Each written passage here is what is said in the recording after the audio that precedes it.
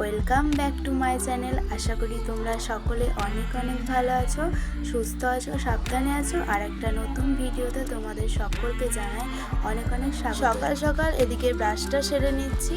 আর আজকে হচ্ছে রবিবার, বেলা বাজে এখন 7:30টার মতো।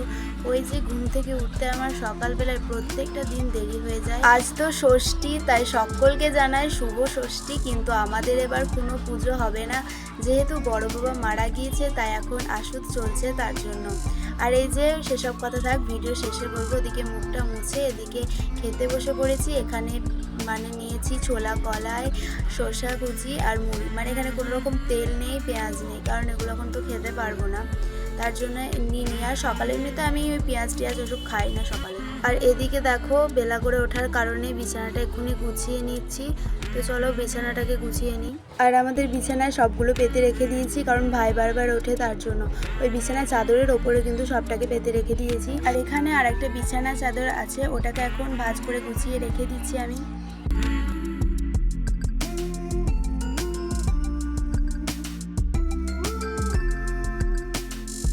তারপরে এইদিকে দেখো সবটাকে একটু ভালো করে ঠিক করে দিলাম। আর তারপরে ঘর দুটাকে একটু করে ঝাড় দিয়ে মুছে নেবো। সকালে হচ্ছে এটাই আমার কাজ, প্রথমে এইটা করে দিই, তারপরে আবার অন্যদিকে যাবো দেখি।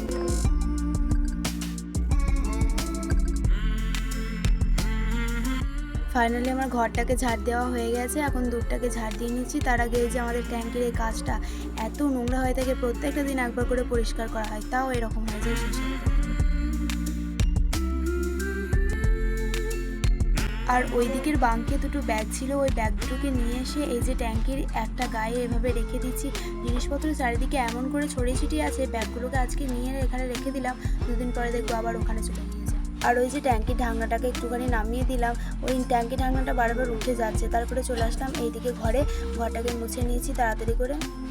দূরের ওইদিকে ভেতরটা তো ঝাড় দিয়ে দিয়েছিলাম, তারপরে ভাবলাম যে না থাক, ঘরটাকে মুছে তারপরে এই সামনেটা ঝাড় দিয়ে দেবো। তাই ঘরটাকে মুছে এখন সামনেটাকে ঝাড় দিয়ে দিচ্ছি। আর সামনেটা ঝাড় দেওয়া হয়ে গিয়েছে, আর এখন সিঁড়িটাকে ঝাড় দিয়ে দিচ্ছি।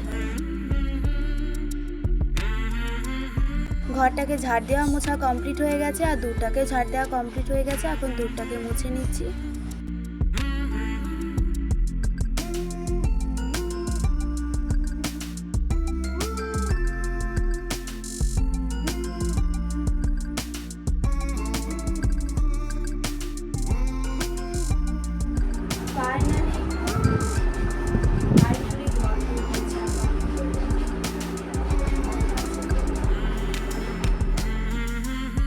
চিরুনি দিয়ে তো কোনো রকম মাথা আঁচড়াতে পারবো না আসুদের জন্য, তাই কোনো রকমভাবে গরম থেকে বাঁচার জন্য ক্লিপ দিয়ে এখন মাথাটা আঁচড়িয়ে নিচ্ছি। আর এই যে এখন ছোট আয়নাটাকে নিয়ে চলে আসলাম বাইরে। ঘরে যা গরম না, থাকতে পারছি না, তাই বাইরে মাথাটা আঁচড়িয়ে নিচ্ছি। ওই বাইরে ঘরেও কিন্তু একটা বড় আয়না ছিল, দেখতে পেলে, কিন্তু আয়নাটা আমি মাথাটাতে আঁচড়াই না, খুব কম। ফাইনালি তাও গরম থেকে বাঁচা গেল, কারণ এই যে মাথাটা আঁচড়িয়ে নিলাম, তাও গরম থেকে বাঁচা গেল। আর চিরুনি দিয়ে তো আঁচড়াতে পারবো না, খুলে যাচ্ছে।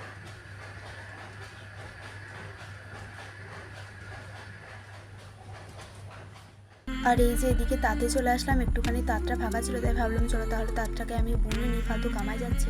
তাই সকালে ওই যে একটুখানি তাঁতে নেমে পড়লাম আর বুনতে শুরু করে দিয়েছি তাঁত। আর আমি এখানে তাদের আওয়াজটাকে মিউট করে দিয়েছি, তার কারণে আমি যদি তাদের আওয়াজটা না মিউট করতাম তাহলে তো ভীষণ আওয়াজ হতো, তোমাদের ব্লগে হয়তো থাকতে ইচ্ছা করতো না। তাই কিন্তু তাদের আওয়াজটা মিউট করে আমি আমার ভয়েস দিয়েছি আর মিউজিক দিয়েছি। শুধু কিন্তু তাঁতটা বুনলে হবে না, তাদের ওই যে পিছন আছে ওদিকে যেতে হবে, কারণ ওদিকে প্রচণ্ড সুতোগুলো ব্যাড লেগে গেছে, তাই ওগুলোকে ছাড়াচ্ছি আর একটু করে দেখছি, তারপরে বুনছি। আর সুতোগুলো ছিঁড়ে গেলে তখন আবার তাঁতটা বোনা হবে না ভালো করে।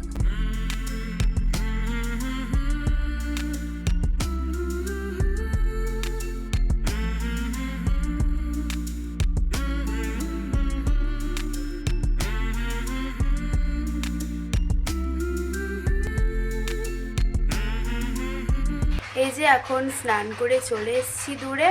আর যেহেতু আমাদের এখন আশুত চলছে তাই সিদ্ধ ভাত, এখনও ভাত খাইনি, তাও খুব তাড়াতাড়ি ভাত হয়ে যাবে কারণ সিদ্ধ ভাত। আর টকটা আছে, তাও টকটা সব দিন হবে না কারণ যেদিন ঘাটে যাবে গাছ পোতা ছিল সেদিনকে টক হয়নি, সেদিনকে সিদ্ধ, আজকে সিদ্ধ নয় আজকে টক। তো ঘি, টকটা আর ওই যে পোস্ত তরকারি ওইটা আছে বলে, ওগুলো আছে বলে কিন্তু তাও খেতে পাচ্ছি, নাহলে যে কী করে খেতাম আমি নিজেও জানি না। ষষ্ঠীও চলে আসলো, কাল থেকে তো সপ্তমী, এসব কিছু মানে কোনো পুজোই আমাদের হবে না। মানে এখন সব কিছু হচ্ছে যে জলে সিদ্ধ, তেল ছাড়া রান্না, ওই হলুদও দিতে পারবে না, তেলও দিতে পারবে না, শুধু নুনটা তো খেতেই হবে, নুনটা না খেলে কি করে থাকবে। তো জলে সিদ্ধ করে খাও, সব জলে ফুটিয়ে খেতে হবে। আর এখন বাজে হচ্ছে 1:18 মতো, এখনও খাওয়া দাওয়া করিনি, একটু পরে করবো, একটু পরে খাওয়া দাওয়া করবো, দেরি আছে, 2টোর সময় খাবো। এখন বাজে 1:20 মতো, আর দুপুরে এখনও মানে ভাতটা নিয়ে আসা হয়নি, তাই ভাবলাম চলো তার আগে ঘর দুটোকে একটুখানি ঝাড় দিয়ে দিই, তারপরে একবারে খেতে বসবো।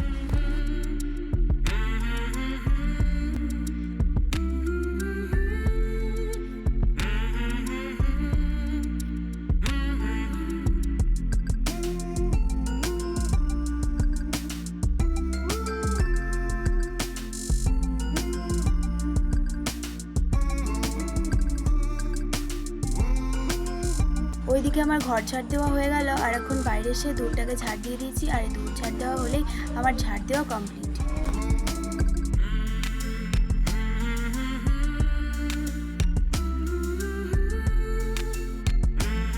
আর আমার ভাইয়ের কাজ দেখো, এখানে খেলাগুলোকে রেখে দিয়েছে, মানে দূর ওখানে বারবার ওগুলো সরিয়ে রাখবো, আবার যদি এদিক থেকে ওদিক কিছু মানে গোছ গাছগুলো উল্টো হয় না তাহলে কিন্তু আবার ও কাঁদতে শুরু করে দেয়, আবার আমাকে আবার মারতে শুরু করে দেয়।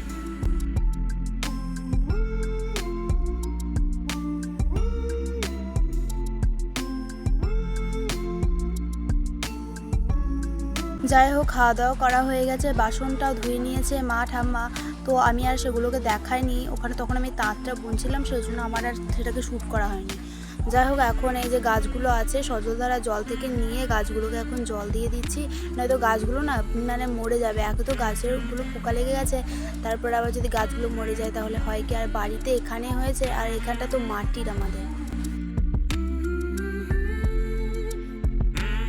আগে যে নানা রকম ফুলের গাছ, অন্যান্য গাছ লাগাতে ভালো লাগতো, কিন্তু এখন আমার সেটা কিন্তু একদম উঠে গেছে লাগাতে, মানে গাছগুলো আমার নিজের তো গাছ লাগাতে একটু ভালো লাগে না এখন, যদি তাও কেউ লাগায় সেগুলোকে দেখতে ভালো লাগে ও সেগুলোকে যত্ন করতে ভীষণ ভালো লাগে। যেমন এই যে মা এই গাছগুলোকে খুব যত্ন সহকারে লাগিয়েছে, তাই গাছগুলো কিন্তু ভালোই হচ্ছে। ওই একটা সমস্যা মানে দেখা দিচ্ছে যে গাছগুলোর পাতাগুলো কেমন যেন মানে পোকা লেগে যাচ্ছে, আর সেই জন্য গাছগুলো কিন্তু মরে যাচ্ছে। আর এই যে বেগুন গাছের ডগাগুলো তাই ওরকমই হয়েছে।